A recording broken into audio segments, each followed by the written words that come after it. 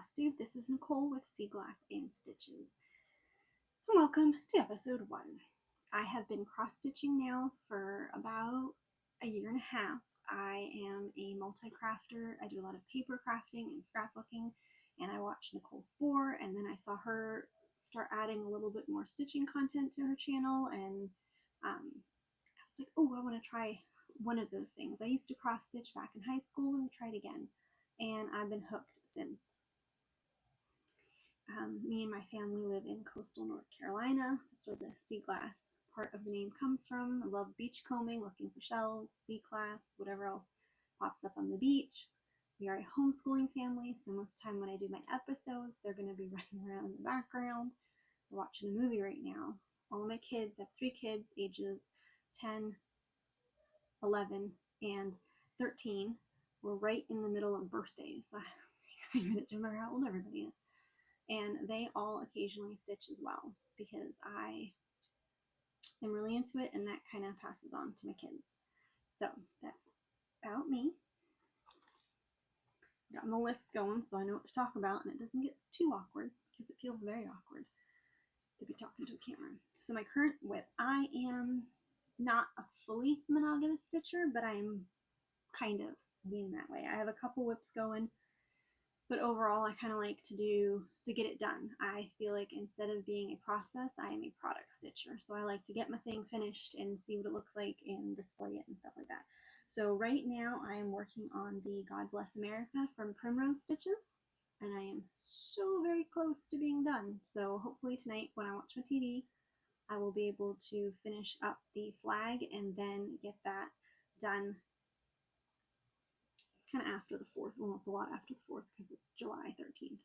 But get it done, finished, and then have that ready for next year to display. And that was by Primrose Cottage. Okay, and then I have some other whips, but I will do like a whip parade maybe next episode. I have only about like 5 or 6, and that's usually because they're bigger projects. I don't like to have too many because I feel like it's a to-do list in my head, and I don't like it. I have a ton. I'm really good at the hobby of collecting stitching supplies, so I have a bunch of waiting in the wings projects to do, but I don't want to have them kitted up and actually be working on them because then it starts like my son's dragon one is always running through my head. I have the next 2 projects that as soon as the God Bless America is done, I'll be working on those, and they are both from Primrose Cottage Stitches. Probably the one I'll do next is the 1776, and that is that one. And that came in their stitch box, the mystery stitch box they did this summer, and so was this, and then one of my finishes. So I'll be doing that one as well as the Primrose Cottage Free Stitch Friday. I think it was June's. That round one. So I am going to try and knock those out this summer as well. That way I have some Patriotic stitches for next year, and I'm really excited about that. My current Patriotic finishes, I have a few of them. We'll start with, also, in case you can't tell who one of my favorite designers are, also from Primrose Cottage Stitches, we have Patriotic Quaker, and I did that last year. And honestly, I remember nothing about this because I didn't think I was going to do a floss tube or anything like that. But I love this. Love, love, love it.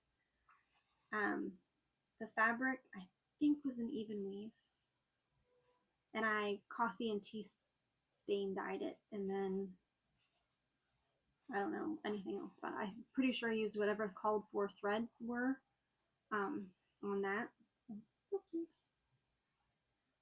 Then so that was done last year, and that was the only thing I had done last year. Then this year I did the Liberty Pennies by Hands On Design, and this is just, I got this at a Dollar Tree, I think last year-ish maybe. So right when they went to $1.25, but it might have been $1, I don't remember. But I just used that as the finishing for the Liberty Pennies from Hands On Design. and I really like how that turned out. I just left this on the back, so depending on where I display it, if you happen to see the back, it kind of looks finished still. And then my big finish that unfortunately I didn't get done until a couple days after the 4th of July is the Primrose Cottage Stitches. Oh, what is it called? My Home, America, My Home Sweet Home. I wrote it down. And I love the little houses. It's very just cute.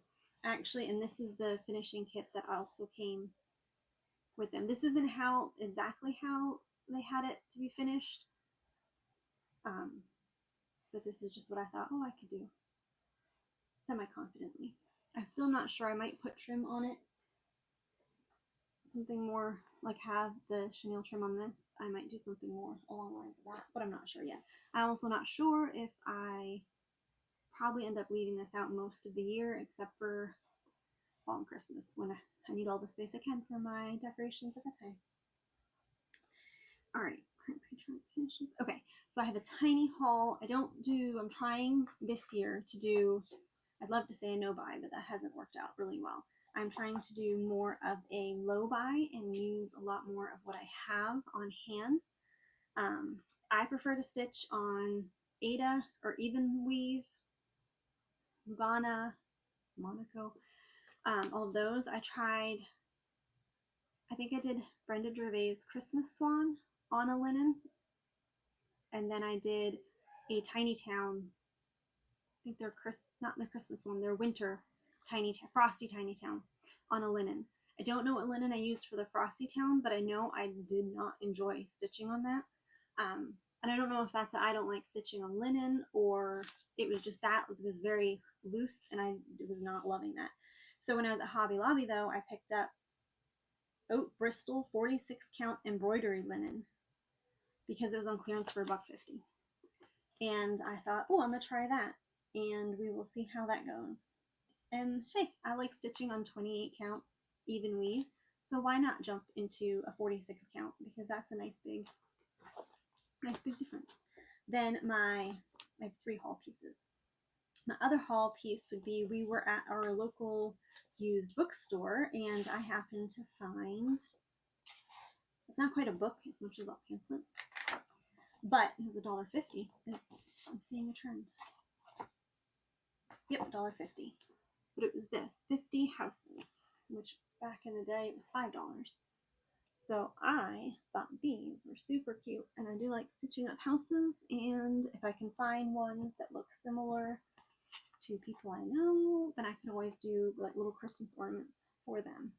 And we are a military family, so we've also lived in a plethora of houses. But I thought that was a good buy for $1.50.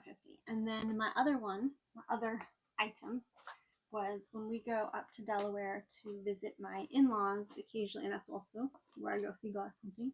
Probably the most productive sea glass searching that we do.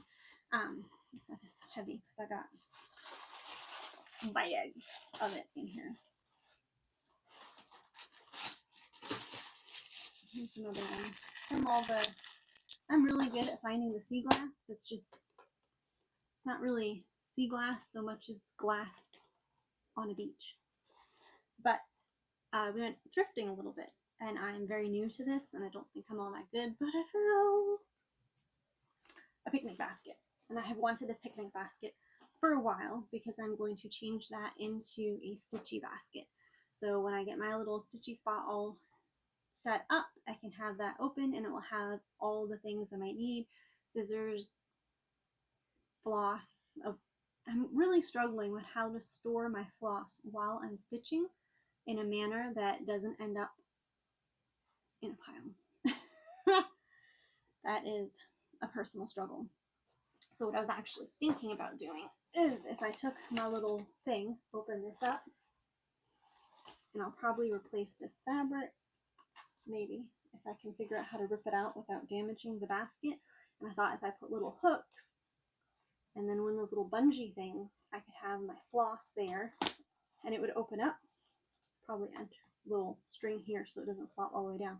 And then my floss would hang with whatever my current project is, and that would keep it a little bit more contained. I have a tendency when I'm stitching to then I take up an entire couch, put out the couch cushions, and spread everything out, and then it stays like that until I'm done stitching, which,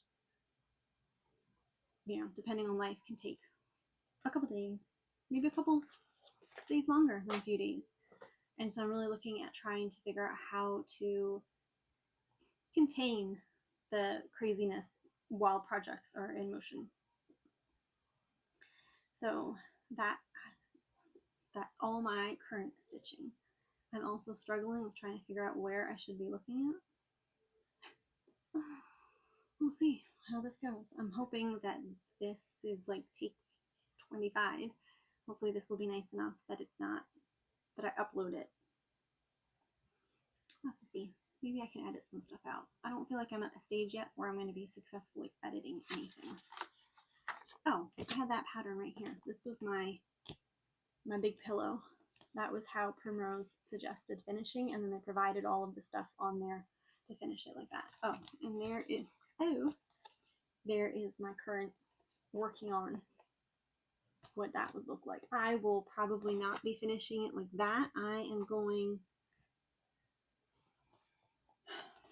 to I have leftovers from these fabrics, and I will be finishing it probably more of the stitch, the one color fabric, and then the backing, one of the other fabrics that I have a lot of left over. I haven't done too much with rickrack. I do the Chanel because I think it's easier to stitch that on.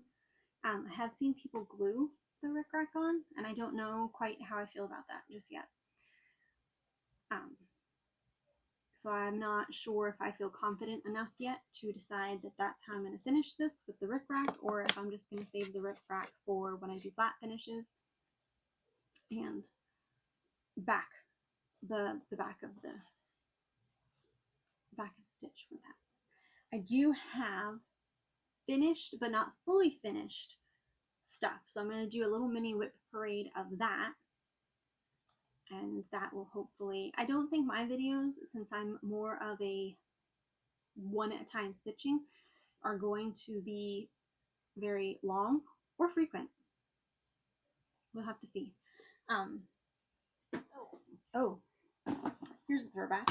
When I did used to stitch in high school,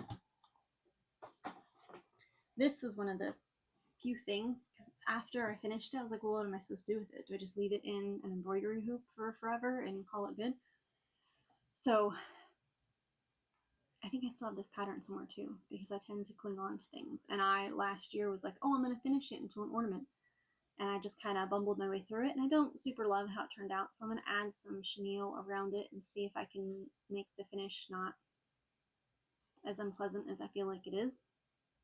But this little mouse, so this little thing is probably close to 25 years old from when I stitched it to when I tried finishing it last year. And I was really, I don't know, I think I was in a hurry. And I was like, oh, I'll do it really quick. And then I was like, I don't love how it came out. So not sure about that. But I think if I do pom-pom trim or chenille trim around it, it will make it look a little bit better. And then I'll hang it on the tree this year. So the way I throw things in my finishing bin, I do that. And there is a variety of reasons. So I will start with some random stuff. This is not my finish. This is, my daughter did this for me, and I'm not sure how to finish it. She had, I think it was the Tiny Town. She likes to do the frills because they're small enough that she stitches them up and gets them done. And she does not like bigger projects. She does not like backstitching. She backstitched the legs. But these are the little seagulls from that. She stitched 3 in a row, and I have to figure out how I'm going to best finish. So if anybody has suggestions for little micro finishes, I will gladly accept those.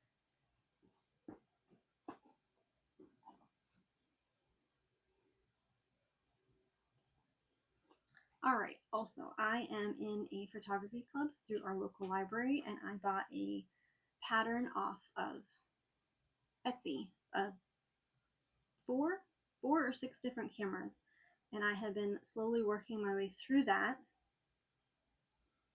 I'll have to remember to do a board next time. See, So I have that. I'm just in different, hopefully neutral colors. And then I'm going to be making Christmas ornaments for people, for Christmas gifts for photography club members for December of this year. And I say that, but if I don't get many more of these done, nobody's going to be getting them this year. So we'll see how that works out and if I get that done or not. All right, and then this was, I don't remember if it was for Valentine's Day or if it was for Mother's Day, but this was something else that my daughter had stitched me. And I'm going to put that in something. I'm not sure yet. I'm thinking maybe a small frame. I have, it's from a library event. We had to do, I don't remember what kind of painting it was, but this was mine. I don't love how it looks. But I thought since it comes with a little stand and a little easel, I might paint this better, solid color, or do fabric or paint it and then do fabric. So not because I can see through that. And then mount that so it's kind of like a flat. And then it would sit on that. That's my idea for that finish. I just haven't committed to it yet. So we'll see, I'm not sure. Then something else I do is throw down potential finishing supplies to the things that are in the finishing bin. So I have, these go together, which are the hands-on design Christmas trees. I don't remember, Christmas tree? I don't know, I'm sure. So there was 1, 2, 3. So I did the called for DMC. I stitch mostly with DMC because it's easy to get. Although I did use color and cotton for something. I'm not sure what I'd used it for. And I was a fan. But when I decide I want to stitch something, I want to stitch it now. I don't want to order and wait for an order to come and whatnot. So I usually like to do the DMC because I can run out to Hobby Lobby and get my DMC as I need it and then be stitching that night. Or I will pull my own colors. I do have a sort of local up in Virginia, LNS. So I can go there and get stitching supplies, and I like to get printed patterns there. If it's up to me, I like to do PDF patterns only because like when it's on this, I can fold this in half. I can throw it in my stitching to go bag, container, project bag. It can get crumpled. I can fold it. I can mark on it, whatever. And then if it gets too bad, I can go ahead and reprint a new copy. Whereas when I have things like this or paper patterns, I feel like I have to be a little bit more careful with them so that I don't destroy them, since I can't. I guess I could make a copy of it and then use that, but it just seems like printing it out is easier. So I have my trees, hands-on design, and then I have the floss, which are the main green and red from the trees, and I have 2 each because I'm not 100% sure what I want to do in finishing. I do want to do a tree shape, and I watched an episode with Helen D as she finished her trees, and I want to do something like that. So I got these 2 each in case I want to make cording. Well, it wouldn't be that thick, but I do like that for around the edge of the cording. And I don't know if you can see right up there, I have 2 jars from, I recently had a family member who passed away, and he still had some things from his mother, which was my great grandmother. So she had 2, at least one of them is a mason jar, a ball mason jar filled with empty wooden spools, because she was a crafter, but she passed away when I was very young. which is unfortunate. I feel like there was so much I could have learned from her with cooking, and she did like crochet doilies and stuff. And so I want to use the base of those for my trees and do probably the metal. I got the metal picture wire spool of things, and I will use those, but it's just sitting down. So I have that, and then I put this cut off of fabric from Hobby Lobby, but now I gotta figure out, like, does that go? Is that gonna look weird? This is such a not what I typically think of as like a Christmas green. I don't know. I can't decide yet. But I have all of that in there. That way, when I sit down, I'm like, oh, I feel like finishing. They'll all be the same-ish. I'll use the same fabric, and I feel like it knock them out a lot quicker.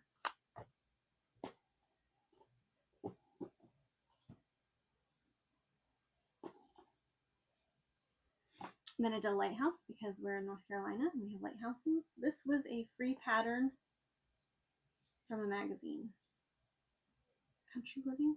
I feel like it was Country Living or something like that. But I did that, so I'm going to eventually finish that into a Christmas ornament.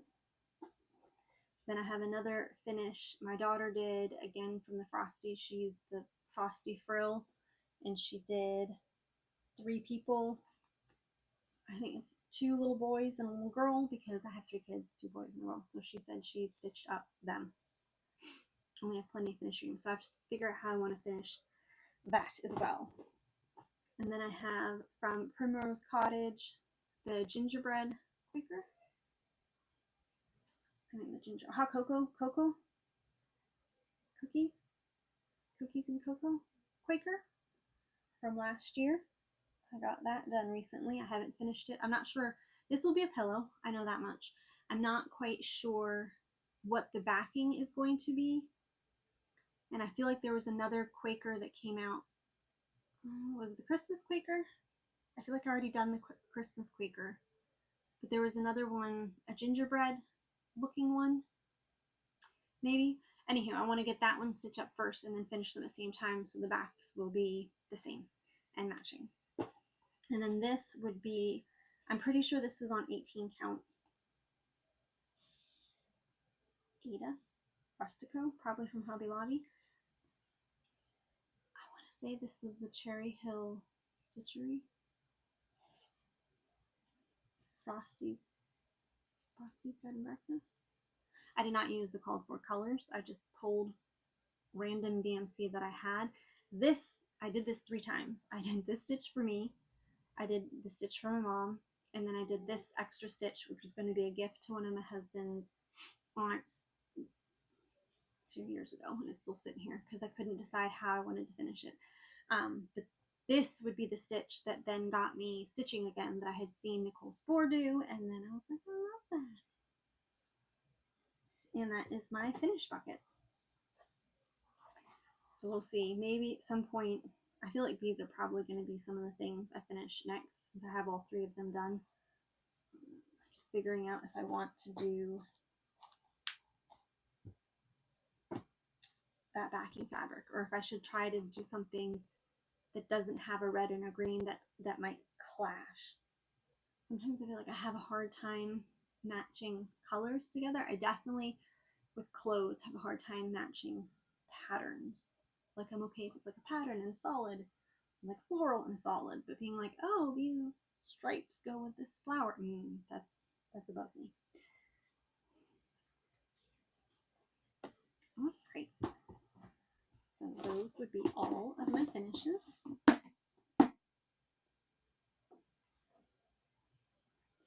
And all right, life. I don't know, I already don't remember if I said that. We're a homeschooling family, so that gives a lot of flexibility during the day. I have started, as I'm waiting for my kids. My kids are old enough that they do their work and then I check it, but I don't have to sit with them and like go over everything most of the time. For like math and language arts, they read the instructions, they go through they do their work, they bring it to me, I check it. So while I'm waiting for them to finish up lessons or something, I've started stitching, which helps me not be so crazy while I'm waiting for them to get done. So that has been fun, and that has definitely helped get some projects done.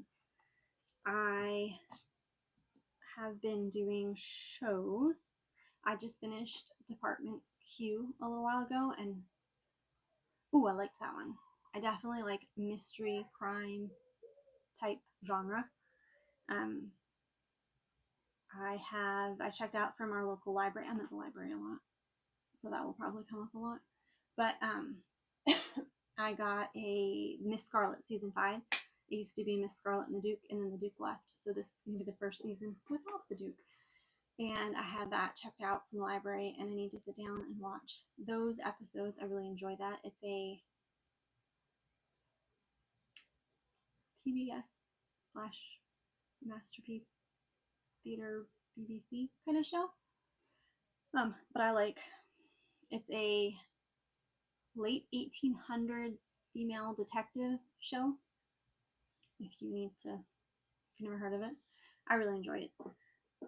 Then I also started watching Blind Spot. My in-laws recommended that one, so I think I'm 2 episodes in, and I'm not sold on it yet, but it's interesting enough that I'll probably keep watching at least for a little bit more. I always like to, well, not always, unless it is like I extremely dislike a show, I like to get at least to the 2nd or 3rd episode. I feel like the pilot is, it can be hit or miss as to like the rest of the show. If I absolutely hate it, I won't keep watching. And there's been a few shows like that. I didn't even finish the 1st episode. But for the most part, I like to get 2 or 3 episodes in before deciding to quit it, just to see how like the characters work out. Or some shows I watch because I dislike characters so much, I'm waiting for them to get their comeuppance. Game of Thrones. That was what a lot of watching for that went. All right, me and my kids are listening to audio. We do a lot of audiobooks, and I can tell you right now, I used to read them out loud, and then back to back, I was like, I'm gonna read childhood books that I love. And we started with Old Yeller, and by the end of the book, I don't think my kids grasped what was happening because I was crying so hard. And they're just like, we can't hear the words that you're saying. And then after that, I was like, it'd be a spectacular book to follow Old Yeller, because that was horribly emotionally gut-wrenching. We should read next Where the Red Fern Grows. And I bawled my way through that book too. And after that, I was like, we need to stop me being the one reading the books out loud, because then they don't know what's happening when I start crying. You're just like, do you need a cup of tea and a blanket? I'm like, yes, Mama does. But right now we're listening to The Green Ember, which is about bunnies. We're not far enough into it that I know any more than that. It's just rabbits so far.